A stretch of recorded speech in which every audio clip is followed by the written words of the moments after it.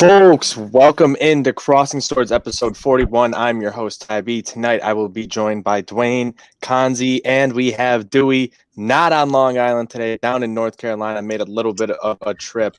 But Dwayne, I'm going to start it off here with you. We got to talk about the thing that's on everyone's mind right now. Two more games for the Sabres postponed today coming from the NHL. The games this week against Washington that were scheduled for the 11th and the 13th. And things aren't looking great for the Sabres with 9 guys on the COVID-19 list. Yeah, this is just an absolute shit show with the league. They should be ashamed of themselves. Going into that second Devils game, knowing that there was positive tests within that locker room, how is a league, after witnessing what the NFL did to maintain its integrity throughout the year, did you not address that immediately and say, hey, we shouldn't play this game? And I mean, the writing was on the wall. One test in an enclosed space, and especially a locker room, is going to lead to another test. Yep. And you have these guys out there going to war, sweating in each other, breathing on each other. It's going to happen. I don't care what these tests or these conclusions the league came to, that on ice transmission isn't prevalent. Yeah, it is going to be prevalent because these guys we just saw the 2 referees from that game also are now in the COVID protocol, so it has to be on ice transmission. Because you look at all the factors, the way that everything happened, the way that the league handled it, allowing some of these guys to continue playing and then pulling them out in the middle of the 2 games. Obviously, something was going on, and Konzi, it's not the best case scenario for the Sabres right now. No, I mean, honestly, it's a PR nightmare, and I think the one thing is, we've got 1, 2, 3, 4, 5, 6, 7, 9 in the coach. That's 10 people right now, including Ralph Kruger, and you've got your top winger, Hall. You've got Dahlin, Tobias Rieder, who's one of your best free agent acquisitions this year, who's playing well. He's out. Brandon Montour. It's just the list keeps going on, and I just don't understand. And I think I asked Dwayne this the other day. I had said, what would have happened with the Sabres if they had decided not to play that game where Palmieri was removed from the lineup for Sunday? What would have happened? Would the Sabres have been fined? Would the NHL have fined them? Would they have canceled something? Would they have taken away a draft pick? I don't know. But I think the real issue here is that the league's not being transparent with the Sabres. They're not being transparent with the rest of the league. And the thing that aggravates me and maybe aggravates most fans is you had a chance to watch almost a full NFL season. I'm not comparing the NHL and the NFL, but you watch the NFL, you watch the NBA start up, contact tracing. That's the big thing here. Maybe the NHL doesn't have enough money to do what these other leagues have done, but it might help to ask the other commissioner, Gary Bettman, to say, what did you guys do in this situation? So what does the NHL come up with after, all this happens? Well, let's remove the glass to create ventilation system here in the rink. Fine. That's okay. Okay, if that's something you want to do, that's fine. But why do the Florida Panthers still have their glass up when they play the next night?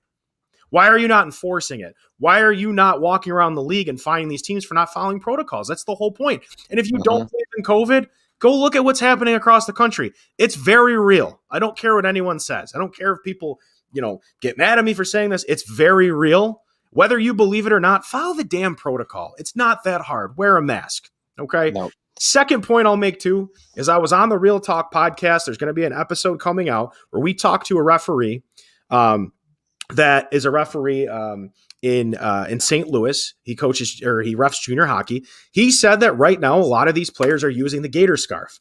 It's a pain. Refs have to use it. Some players have to use it. But if that's what we have to do to move forward and stop creating these stupid lists of people that are careless and not following COVID protocols, we have to do it. Otherwise, go home. Opt out. There's no point in having a season if you can't follow protocols. No, absolutely. And you saw there were times where it seemed like the NFL, their back might be up against the wall, but they figured things out. They were able to reschedule everything and get things done within the span that they had set things to go within that 17-game stretch. A lot tougher with the travel and everything else because you're playing so many more games in the NHL. It's going to cause for a lot of issues going forward.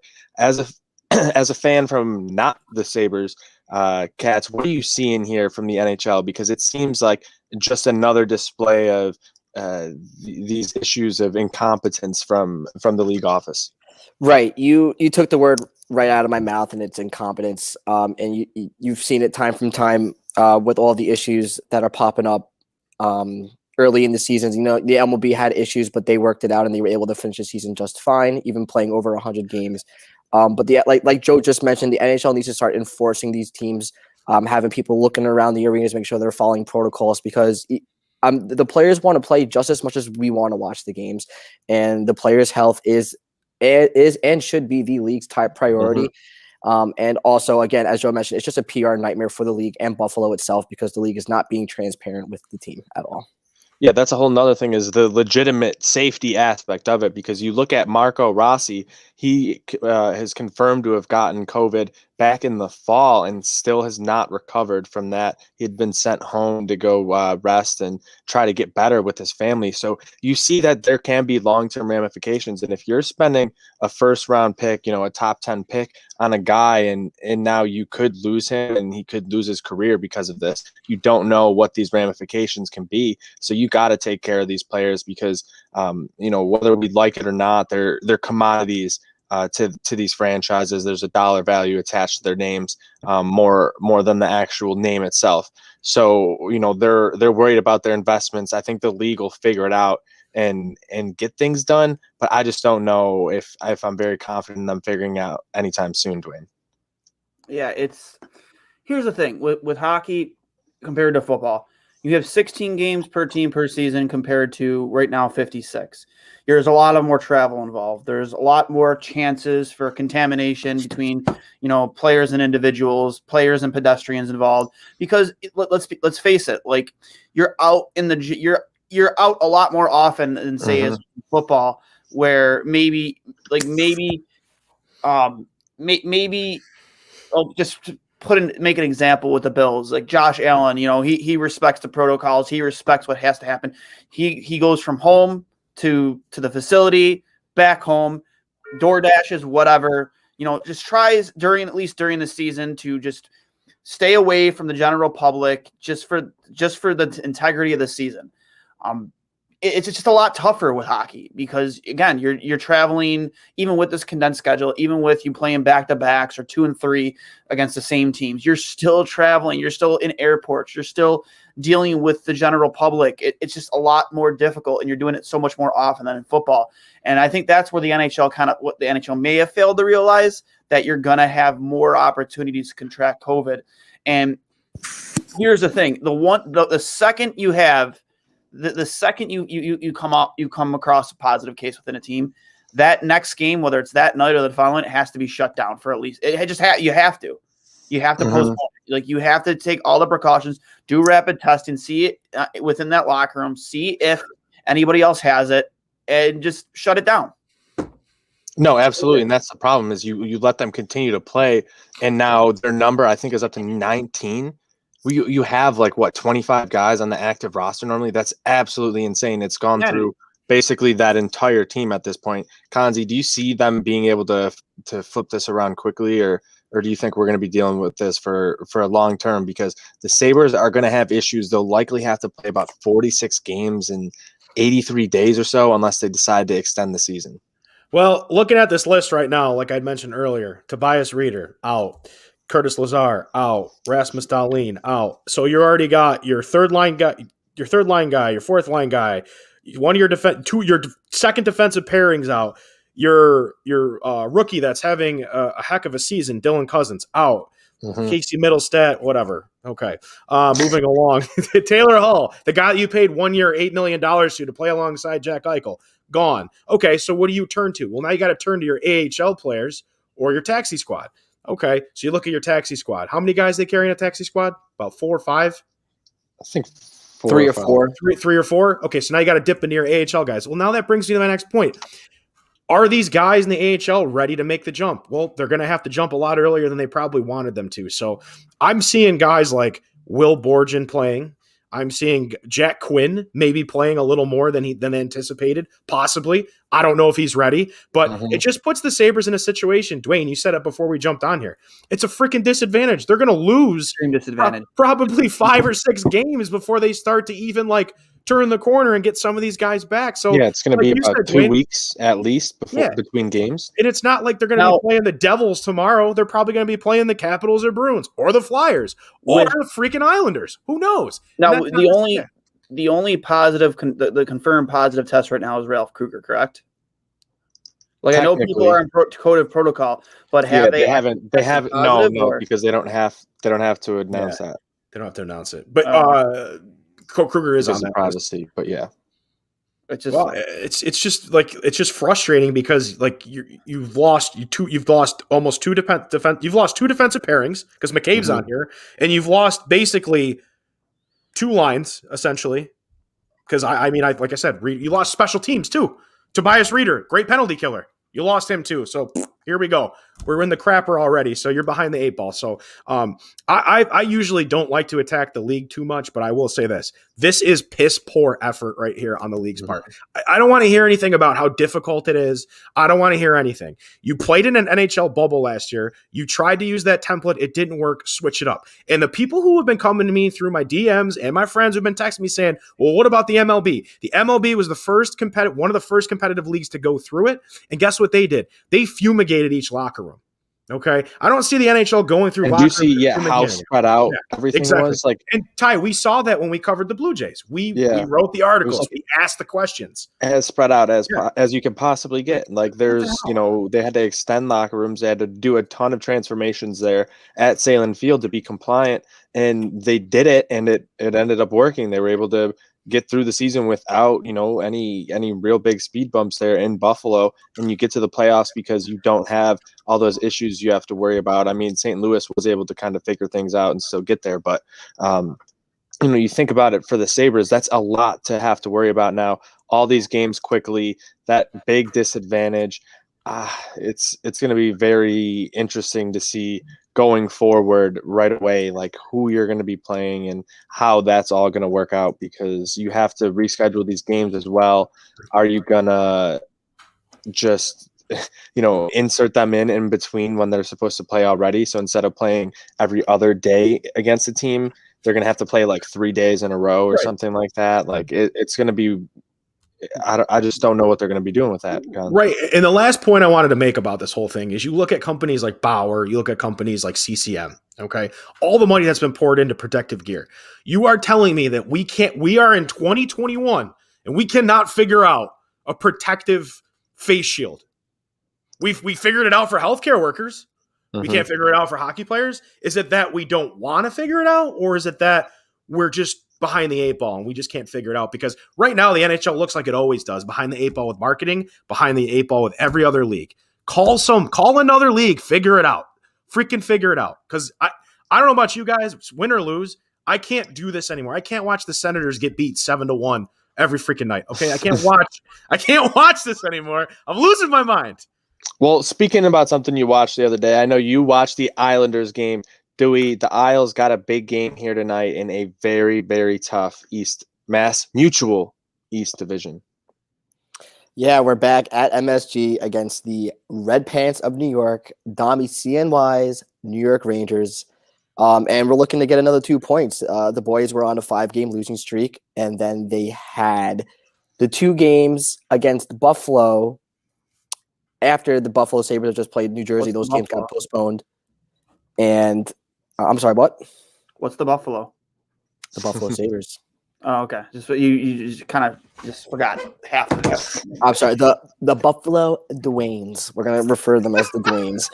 The Dwangers. The screaming The Dwayne. Dwangers. The screaming Dwaynes. But the Islanders ended up getting 5 days to kind of reassess everything, take some time, work on the power play, work on some forward checking, stuff like that. We're missing Anthony Beauvillier still, but they ended up getting 2 desperate points against the Pittsburgh Penguins late in the game. Anders Lee, Jordan Eberle with 2 goals. How you doing? And Michael Dal-Cole playing second line minutes and producing 2 assists, a primary assist on Jordan Eberle's first goal and a secondary assist on Jordan Eberle's second goal. And he's a dark horse player for the New York Islanders. He was a 5th overall pick in 2015, played a lot of time in the AHL in Bridgeport, and has gotten pretty inconsistent minutes so far with the Islanders the last couple of years, doing third line minutes, getting healthy scratches, third line minutes, healthy scratches. And we all know how inconsistent that third line is with the New York Islanders, plugging in Leo Komarov and Ross Johnson into the mix. And we're just trying to stash Leo right now. We're just trying to get him as far away from the not opening that roster, the playing roster, and put him on the taxi squad and hopefully let the kids play a little bit more. Oliver Wahlstrom's been looking really good. Lots of offensive flair from him. Kid loves to shoot, and that's something we need more of. But the Rangers are very good defensively. I really like watching Keandre Miller and Adam Fox play. Those two guys are studs. And it's always just a good game against the Rangers. I expect Artemi Panarin to absolutely get a couple of points tonight. Hopefully Barzal lights and Varlamov is looking good again. Hopefully he's staying on the head for the boys in between the posts. But I'm happy to – no Sorokin tonight. And I know that's one of Dwayne's favorite players to talk about here. But Varley in between the pipes tonight, and I'm just happy to be out of the car after 12-plus hours to watch the game tonight. Is it Sorokin versus Shesterkin? Because that would be like the coolest. Oh, darn it. It is not, but we're hoping for that to, be a thing soon. Sorokin has definitely given the Islanders some chances here, but the boys just can't figure it out. He had 2 highlight saves in the last game that he played, post to post, that glove save, and then again on the pad save. So, and this is a game we're really gonna have to pay attention to as Sabres fans, because as of right now, if no more games get canceled, the Sabres will be coming back against the Islanders on the 15th and 16th, next Monday and Tuesday, back-to-back in Buffalo. If it's not that game, then it looks like a game against the Capitals, one of those rescheduled games on the 18th, or the Devils on the 20th. This is something here where the Islanders, they find themselves down there. We're all tied, 4 teams in the basement of the division. So wild. But you can get yourself up there. You're only a few wins away from the top of the division still. And with some of these teams who are going to be having to go through things like the Devils, it could really make them fall off a cliff. So this is the perfect time for a team like the Sabres or the Islanders to make a push. Right. The Islanders and the Sabres are both streaky teams. I remember you guys were on a 10-game win streak. It might have been last season or the season before that, but you guys were very streaky. 2 straight years. No, it wasn't a 10-game win streak last year. It was the year before that. We were just on a heater to start the season last year. True. And then, of course, the Islanders went on that 17-game point streak and still fell out of a playoff position when it came time for the season being on a pause. So, yeah, these points are crucial. These bottom 4 teams with these next couple of games, you got to start separating yourself from the bottom half here and getting into a playoff spot. But what's very scary is that the Washington Capitals played without 5 of their best players and still won most of those games. Absolutely. And I still don't understand how the Sabres lost to them, but then we saw them lose to that Devils team right before the shutdown. So I don't really know. They're such an up and down team. And we thought they could get things rolling and find some success, some sustained success. Weren't able to do it. But let's talk about the team here a little bit. I'm going to pull up some charts. We can talk about on this team specifically. I think when you're looking at them, I think the main thing you have to talk about is got to be Rasmus Ristolainen. Am I wrong, Dwayne, or no? No, you're absolutely right. I mean, Ristolainen, he's proven a lot of haters wrong, that's for sure. And Sabres Twitter, always seems, and it is for the most part, a lot of the times, like a Rasmus Ristolainen hate fest. And for the most part, it's been true because he hasn't given us much positive to talk about until now. And it is a breath of fresh air to finally see this guy start earning his contract. And maybe, I don't know, maybe this system maybe it is a system with Ralph Kruger that's really starting to benefit his game. I would just like to see some translation of that with Rasmus Dahlin, because now that hate is slowly starting to transition from not to the same extent, but from Ristolainen to Dahlin. And it's just like, well, it doesn't seem that like the system that, Kruger seems to run here is beneficial to the skill set that Rasmus Dahlin has. I would love, I've said it before the season.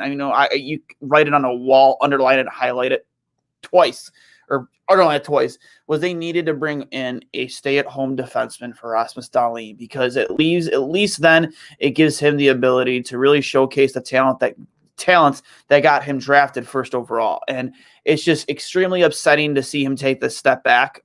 Do I agree with some of these idiots on social media who say he's a bust? No, absolutely not. Victor Hedman, not till his 5th year in the league. And that honestly is a great comparison. They're both Swedish defensemen. They were both taken first overall. It's a great comparison because it wasn't until his fifth year in the league did he finally really start to hit his stride and become a point-producing defenseman. And Dahlin, in his first 2 seasons, one of which was a COVID-shortened season, has 84 points in 2 seasons. So I don't think Hedman even had 30, 35 points at all up until his 5th year. So, like, he's definitely far ahead of where Hedman was. It's just that defensive part of the game that's really lacking right now. And I don't know if that's because, Ralph Kruger is really, the pairing he has him with. I know he's back and forth between Montour and Miller. You got to get him somebody that really can play a stay-at-home style and allow him to really open up and showcase his talents and take those chances and be aggressive offensively, because right now he can't. Yeah, you see where Rasmus Dahlin's struggling, that big blue bar, that's his defense basically, and he has not been very good in that aspect, but you like him to take those chances. You want him to do those things, so that's why you need his partner to be a little bit more responsible. You see Colin Miller and Montour both down there as well, who he's played with a little bit. So you need those guys to be able to step up. You need to be able to put him with someone who he can trust is going to get back there so he can keep making those plays. Again, shout out to everyone tuning in to Crossing Swords. This is episode 41. Make sure you guys get over to manscaped.com. Use promo code TRAINWRECK. Get yourself 20% off. But Kanzi, here for you, besides Risto, what do you think the main storyline is for the Sabres outside of COVID so far? Well, I just wanted to make a quick point about Risto that I think is impressive is, he's been at such a big presence out in front of the net on the power play. Like, he's been, incredible. And to the point where I think, Dwayne, I even texted you and said, can you believe somebody tweeted we should possibly put Risto up as a forward on the power play? And I was like, no, I'm good with where he's playing. So I'm very impressed. And I wasn't always a huge fan. But, as far as other storylines surrounding this team, I think there's 2 big ones. The first one being, Jeff Skinner's still on the 4th line.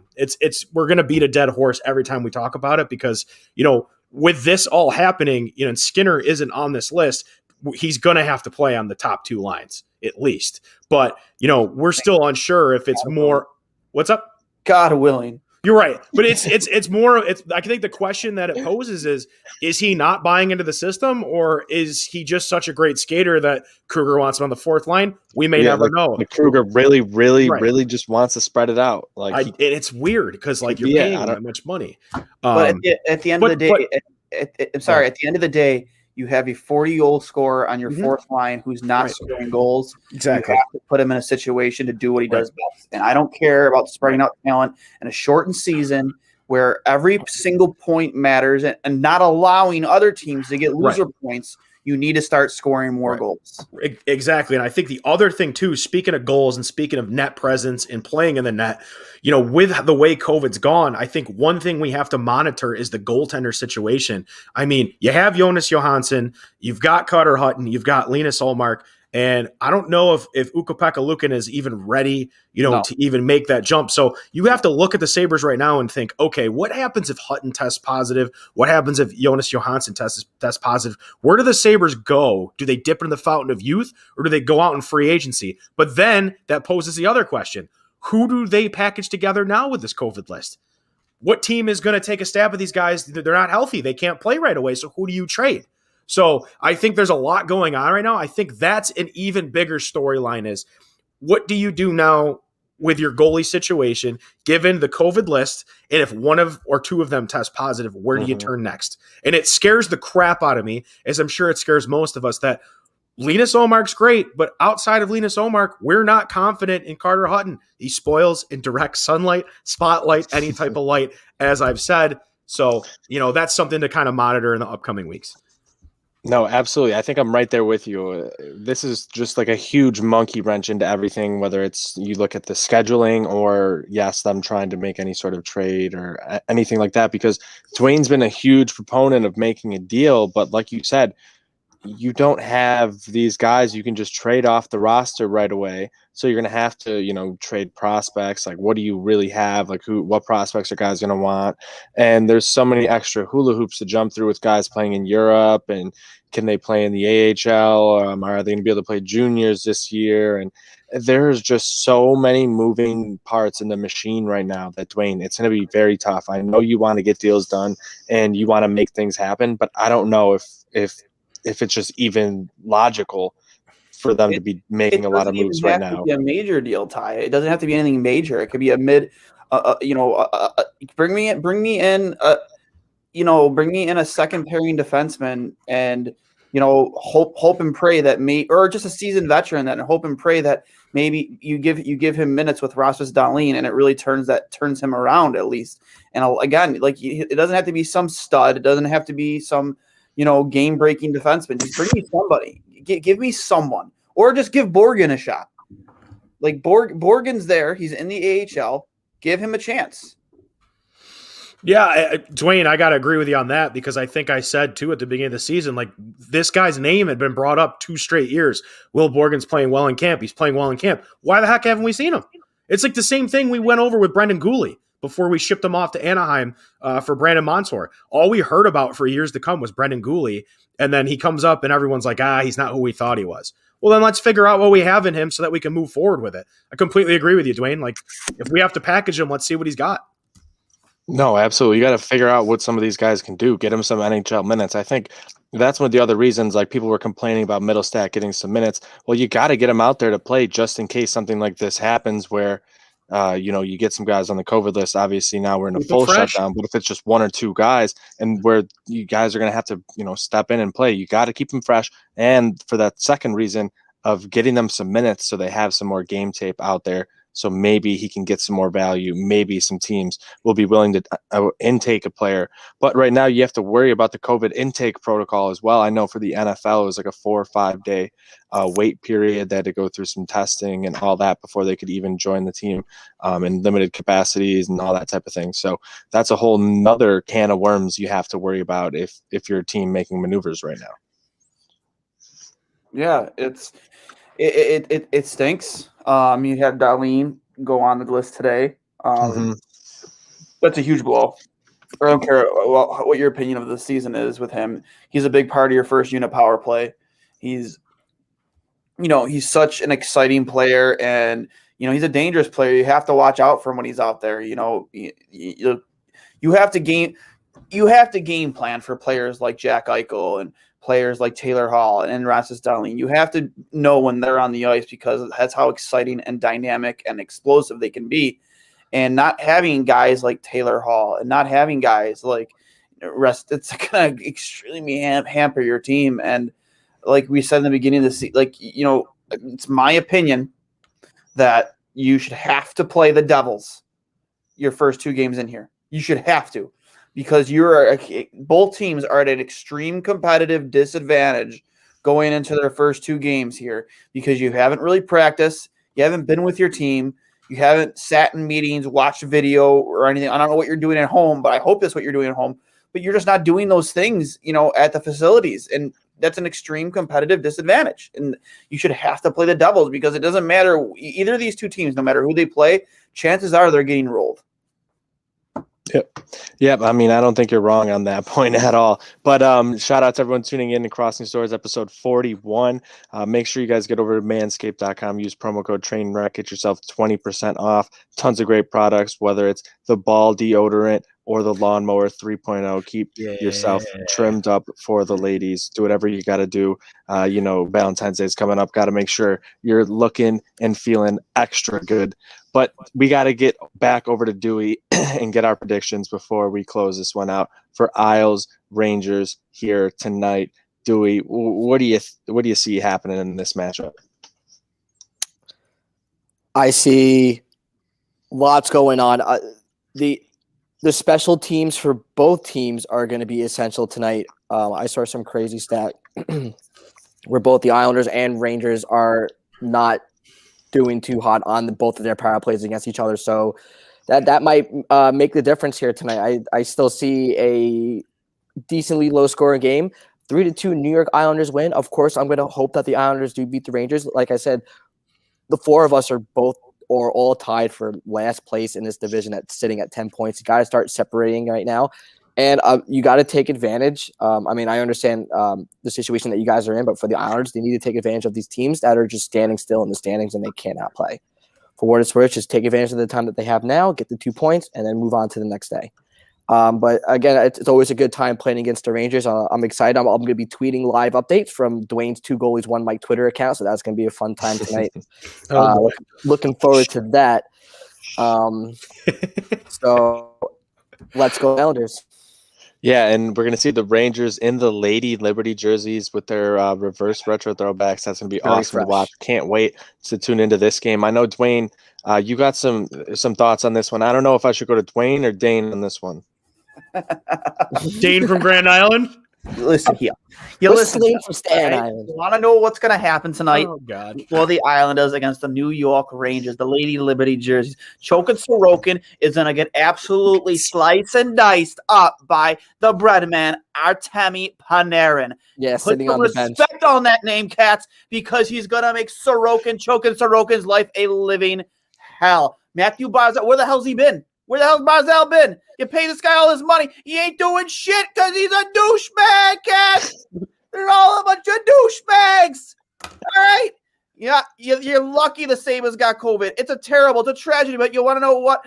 Jackie Eichel, Big Daddy Eichel would have dragged your team all over the KeyBank Library, buddy. It would have been an absolute massacre. Hey, how you doing?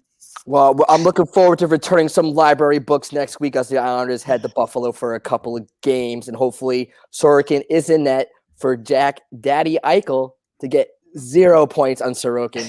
So, Dwayne, I understand that you haven't had any bagels, but you need some gluten in your diet, and I hope that you find something talking soon. about bagels, this, bagels, that. Listen, I've had all the bagels I need, all right? I make love to the bagels. It don't matter. Listen here, buddy. Y'all friggin' Islanders are an absolute joke, all right?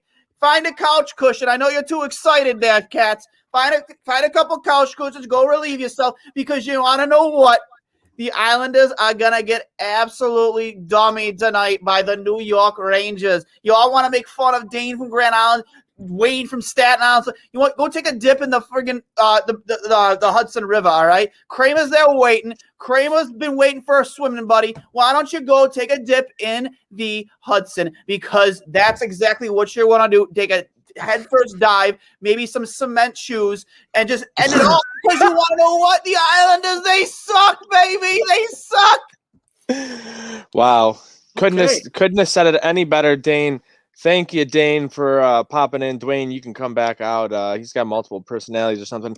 Love when he brings out that accent. But yeah, folks, make sure you stay tuned to @CrossSwords Pod for the next upcoming week. It's going to be a lot of games with Dewey's Islanders and the Sabres coming up. So it'll be a ton of action.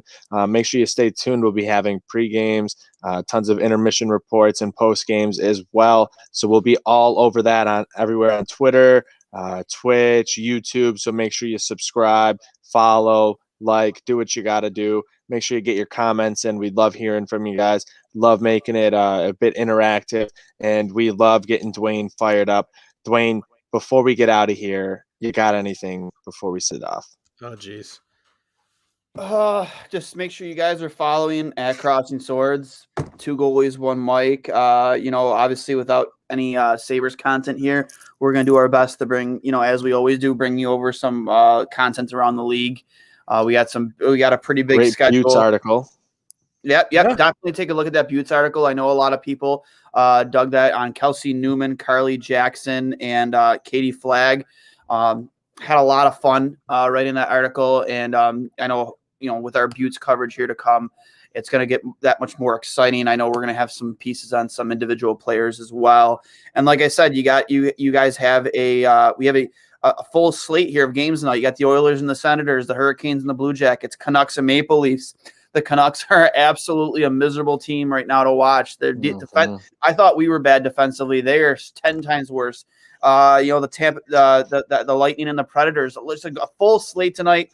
We're gonna do our best to bring you guys some in-game coverage, some live updates, and some video content and whatnot. So just stay tuned for that at Two Goalies One Mic. Oh yeah, that should be a lot of fun, especially with Dewey's Isles and Dommy's Rangers. Make sure you're paying attention to that at Real Talk as well. He'll be all over things for the Rangers. But that'll wrap it up for us, for myself, Ty B, Dwayne, Dewey, and Kanzi. Make sure you guys get to manscaped.com. Take care of your balls. Make sure you're looking good, feeling good. That's the number one thing to do. Use promo code TRAINWRECK. Get 20% off. And we got 3 last words for you. Let's go Buffalo. Sabres.